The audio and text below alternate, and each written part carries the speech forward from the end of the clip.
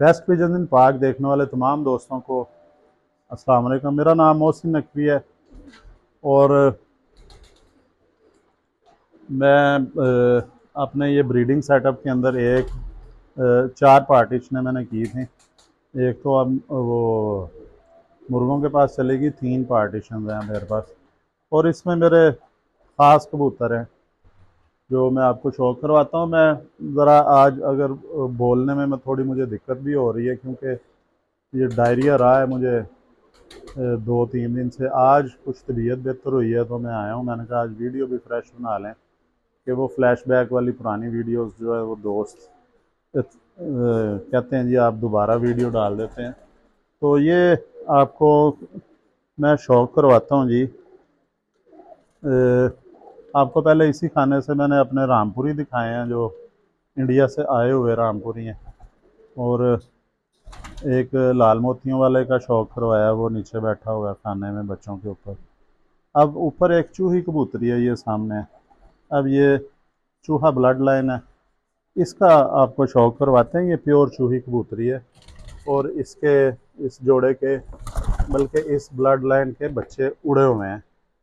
नारोवाल भी भिजवाए थे और वहाँ पे भी 3-4 साल, ये नस्ल में पर पुरानी है, 3-4 साल पहले बड़ा एक शदीद किस्म का जेठ का आया था सीज़न। जेठ उसमें बहुत ज़्यादा लग गया था, तो उसमें ये चूहे जो हैं प्योर हालत में उड़े थे। और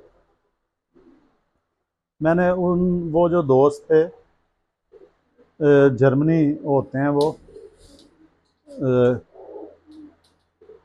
उन्हें भिजवाए थे मैंने बच्चे, और ख़ास तौर पे उन्होंने कहा था जी कि चूहे जो बच्चे हैं मैं चेयर पकड़ लूँ, तो चूहे ही उन्होंने मंगवाए थे, पसंद किए थे कि हमें चूहे कबूतरों का शौक़ है। मैंने फिर उन्हें ये दे दिए इसी ब्लड लाइन में से, और उन्होंने बाद में मुझे उसका रिज़ल्ट भी बताया कि वो जेठ था, याद होगा, ज़्यादा पुरानी बात नहीं, 3 साल पहले था वो जेठ, जब 12 बजे के बाद जो कबूतर बैठता था मर जाते थे, ज़्यादातर संभाले नहीं जाते थे। उसमें ये इस ब्लड लाइन में बल्कि बच्चे थे उस वक़्त इसी ब्लड लाइन के, इसी नस्ल के थे। शायद उनमें कोई इनका बहन भाई भी हो या मामा चाचा ताया कोई भी होगा इसी ब्लड लाइन का। वो उन्होंने उड़ा लिए थे। मैंने उन्हें रोका था कि ये ज़ाया नहीं करने आपने, इनसे नस्ल बनाए। तो वो 28 छत्तों को जीत के बैठे थे, जीत जीत लिया था उन्होंने वहाँ की नारोवाल की प्योर हालत में बगैर किसी क्रास के। ये जी इसको आपको करवाते हैं शौक़। इसकी आँखों से शुरू करें। ये आँखें हैं जी चूहों की। ये जो जो इसकी एज ज़्यादा होगी इस फीमेल की, तो इसकी आंखों में काले ज़र्रे बनने शुरू हो जाएंगे। अभी ये देखें मोमी इसकी चोंच है, आँखों का साइज़ बड़ा है थोड़ा सा, ये आंखों की मूवमेंट आपको ज़्यादा नज़र आएगी। ये तो ये देखें जी, गौर करें, पलकें भी हल्की हल्की सी नीली हैं, उसी कलर की चोंच की कलर के साथ मिलती जुलती हैं। ये जी चूहे हैं प्योर। ये भी मास्टर अब्दुल्ला जो साहब मरहूम हैं उनके नाम से हैं, लेकिन ये बेसिकली लाला हंसराज थे। पाकिस्तान जो बनने से पहले सियालकोट में ही थे वो। तो ये उनके घर से आए थे मास्टर अब्दुल्ला, उनके घर आए थे, और ये फिर नस्ल उन्हीं कबूतरों में से तैयार हुई चूहा, तो बहुत ये मशहूर हो गई है एकदम नस्ल।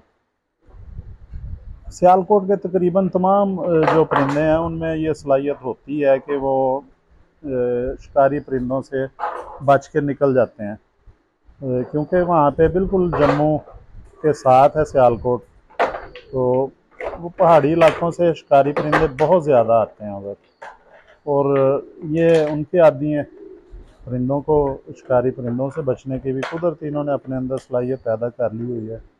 फिर दूसरे नंबर से सियालकोट में हवा बहुत ज़्यादा चलती है जी। दिन में 3-4 दफ़ा चलती है, दिन में, रात में भी हवा चलती है 2-3 दफ़ा। जो लोग छत पे सोते हैं उन्हें तो अंदाज़ा होगा देहाती इलाकों में जहाँ पे बिजली नहीं है। अब तो खैर हर जगह पे बिजली भी पहुँच गई है। सियालकोट के देहातों में गैस भी है, बिजली भी है। तो पहले जो पुराने लोग हैं उन्हें पता होगा। तो ये हवा भी देखते हैं जी, सियालकोट के परिंदे जो हैं ये हवा का भी सामना करते हैं।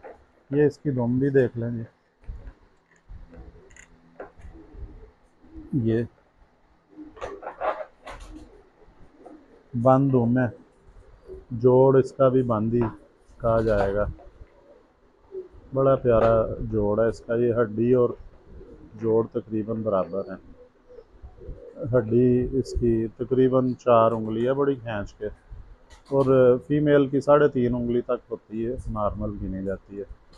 तो ये थोड़ी सी उससे ज़्यादा है, 4 के करीब है। ये इसके आपको पंजों का शौक करवाते हैं।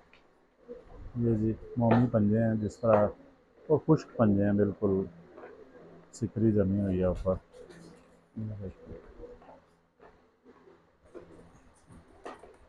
ये जी बहुत नायाब नस्ल है, और ये भी, इस नस्ल की भी एक स्टोरी है मेरे पास। ये वहाँ के एक बहुत मरूफ सनतकार हैं, तो उनके साथ मैंने पूरी वो, उन्हें पैसों से भी नहीं कहा जा सकता कि कबूतर दे दें। जो एक्सपोर्टर हो, अरबपति आदमी हो, वो सिर्फ ताल्लुक़ से मिल सकते हैं। तो मैंने तो 7-8 साल लगा के उनसे ताल्लुक़ बनाया। फिर वो मुझे एक दफ़ा वो, फिर कबूतर परवरी के हवाले से भी तारुफ हुआ। फिर जो है उन्होंने 2-3 साल बाद मुझे जो टाइम दिया, वहाँ से मुझे 2 बच्चे मिले थे।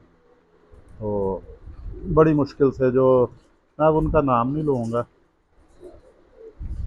वो सियालकोट के लोग तकरीबन जानते हैं कि किन के पास हैं सियालकोट में जो ये नायाब नस्लें चूहे बटेरे। तो ये वहाँ से फिर मुझे एक मिली, पट्ठी पट्ठा मिले, बच्चे मिले 2। तो वो बच्चे मैंने चलाए हैं जी, और उन्हीं में से ये नस्ल है। फिर मेरे एक दोस्त हैं, मेरे मेहरबान हैं, दोस्त भी हैं और बुज़ुर्ग भी हैं। वो लाहौर से मास्टर अब्दुल्ला के होते हैं या नवासे हैं, उनके घर से कुछ परिंदे लाए थे। फिर मैंने वो उन परिंदों में, चूहों में क्रॉस किया। तो ये फिर मेरे पास अभी चल रही है नस्ल, और अभी तक ये बेहतर हालत में है। इसी का बच्चा एक लाला मूसा भी उड़ा है, वो जौनसरी वो कहते थे उनका, वो भी पिछले टाइमों में बैठा है। बड़ी परवाज़ें नहीं है। इस दफ़ा भी बैसाख जेठ जो है गर्म था, तो इनमें वो मोर लगवा के तो जीत के बैठती रही है। इसी नस्ल की उन्होंने, जौनसरा क्या हुआ जी टाइम। तो ये वहाँ पे ये ब्लड लाइन ने अब भी फ्रेश इस जेट में भी काम दिया है, और ये भी हर लिहाज से ठीक है। एक तो इसकी मैंने बता दिया आपको, एक तो ये सियालकोटी नस्लों की तरह ये अक्लमंद बहुत हैं, इन्हें बहुत सी नस्लों में क्रॉस किया गया है तकरीबन हर जगह पे ही कबूतर वापस लाने के लिए, क्योंकि कहा जाता है कि ये सियालकोट के जो चूहे नस्ल के कबूतर हैं, चूही नस्ल के, वो सबसे सियाने हैं।